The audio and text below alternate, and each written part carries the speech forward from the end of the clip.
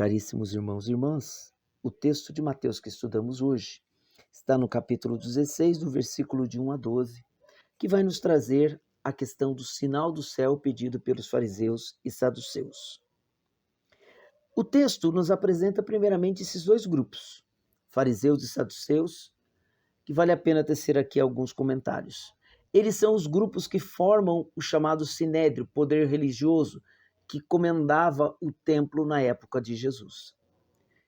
E eles tinham algumas características. Por exemplo, ambos os grupos acreditavam na Torá, na lei, e preservavam, e seguiam, e observavam.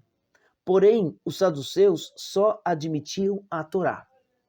Os fariseus, por sua vez, admitiam tanto a Torá, quanto os escritos, quanto os profetas. Então, praticamente todo o Antigo Testamento que nós temos, nós herdamos dos fariseus e não dos saduceus. Os fariseus também acreditavam na ressurreição e nos seres angelicais. Os saduceus não, negavam uma coisa e outra. Tanto que os saduceus vão apresentar para Jesus, para colocá-lo também à prova, a questão da mulher que casou com 7 maridos, todos eles morreram e depois ela também falece. E, segundo eles, usando as palavras de Jesus, ela também vai para o céu. E se ela teve 7 aqui na terra, de quem ela vai ser, se é que há ressurreição? E Jesus então vai corrigi-los pelo engano que eles fazem na interpretação da ressurreição. Esses são os contornos desse grupo. Mas, curiosamente, esses grupos antagônicos, eles se juntam. Para quê? Para tentar Jesus, para pô-lo à prova e pedem um sinal. Veja que eles têm a mesma atitude do demônio que teve com Jesus no Monte da Tentação, quando ele diz assim para Jesus: olha, tu és o Filho de Deus, então lança-te daqui abaixo, porque está escrito que ele guardará a tua vida e não te ferirá nenhum dos seus pés em nenhuma pedra. E Jesus diz: não tentarás o Senhor teu Deus. A essa atitude se dá um nome: o pecado da irreligião, que é o pecado de tentar Deus, de tentar colocar Deus contra a parede, como se Deus precisasse nos provar alguma coisa.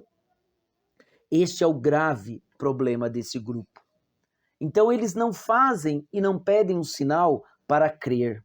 O rei Acás, na profecia de Isaías, no capítulo 7, versículo 11, também ele vai ter até uma atitude diferente. O profeta até fala para ele: peça um sinal e o Senhor te dará. Ele falou: não, eu não vou pedir, não vou tentar. E Isaías fala: você não vai pedir, mas Deus mesmo vai te dar um sinal. Eis que uma virgem conceberá e dará à luz um filho e será chamado Emanuel, Deus conosco. Veja, pedir o sinal de Deus, ele pode ser positivo ou negativo. Nesse caso, totalmente negativo e até pecaminoso.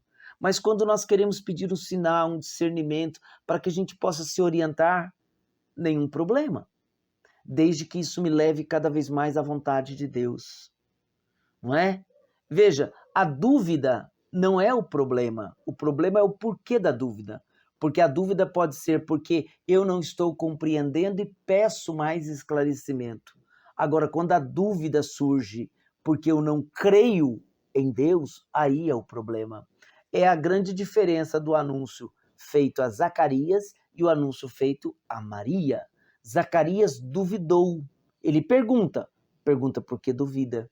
Maria também pergunta, mas ela pergunta não porque ela duvida, mas porque ela quer compreender. E o anjo, portanto, vai explicá-la. Veja, a diferença está, na verdade, na finalidade com a qual nós tratamos essas circunstâncias.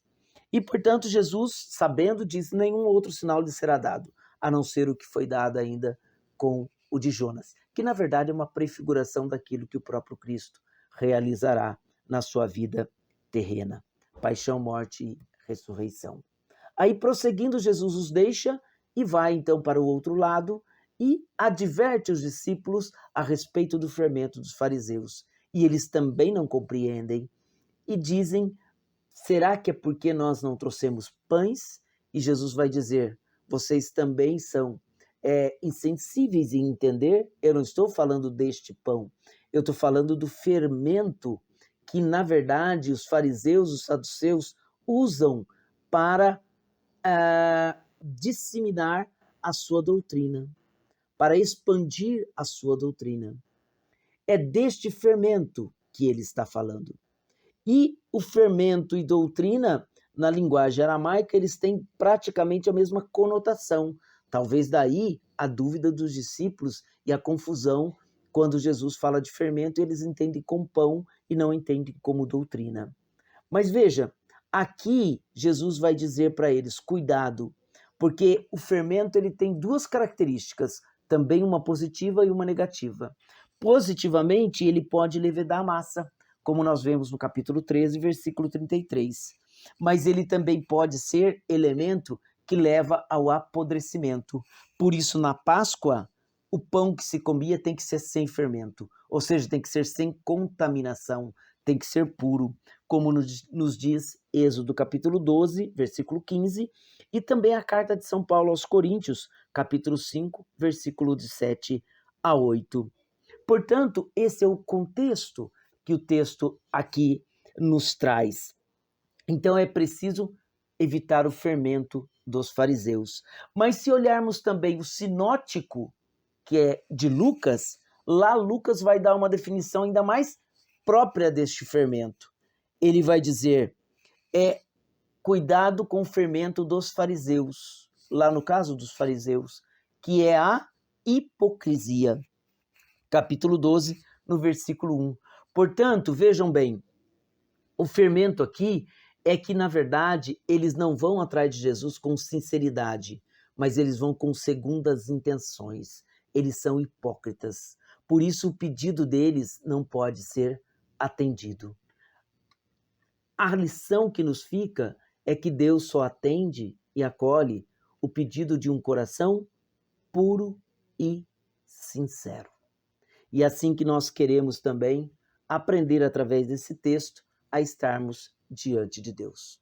Que você possa fazer um bom estudo e que a palavra de Deus ilumine também sua mente e seu coração.